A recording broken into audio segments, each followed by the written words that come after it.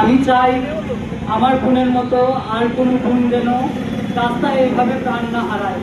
আমি প্রশাসনের কাছে অনুরোধ করে দাবি জানাচ্ছি এটাই যে আর একটা প্রাণও যাওয়ার আগে আপনারা সোচ্চার হন, আপনারা ব্যবস্থা গ্রহণ করুন। আপনারা নিশ্চিত করুন যাতে রাস্তায় প্রশিক্ষণ ছাড়া কোনো ড্রাইভার গাড়ি নিয়ে বের হতে না পারে। আমি চাই না আমার আর কোনো বোন, আর কোনো ভাই, আর কোনো বাবা এইভাবে রাস্তায় মারা যাক। আমি আরেকটা জিনিস চাই, প্রতিটা এলাকায় আমরা একটা রেস্কিউ ট্রেনিংয়ের ব্যবস্থা করা উচিত, যাতে করে ওই স্থানে দুর্ঘটনার সময় কোনো ব্যক্তি বা প্রশিক্ষণপ্রাপ্ত রেস্কিউ টিম লোকালি যাতে দুর্ঘটনায় যারা পড়েছে তাদেরকে উদ্ধার করে সঠিক সময়ে হাসপাতালে নিয়ে যেতে পারে।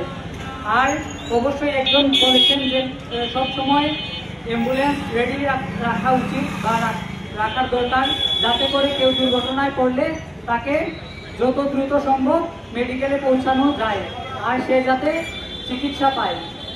নিরাপদ সড়ক চাই সুনামগঞ্জ জেলা শাখাকে ধন্যবাদ আমাকে দুইটা কথা বলার সুযোগ করে দেওয়ার জন্য।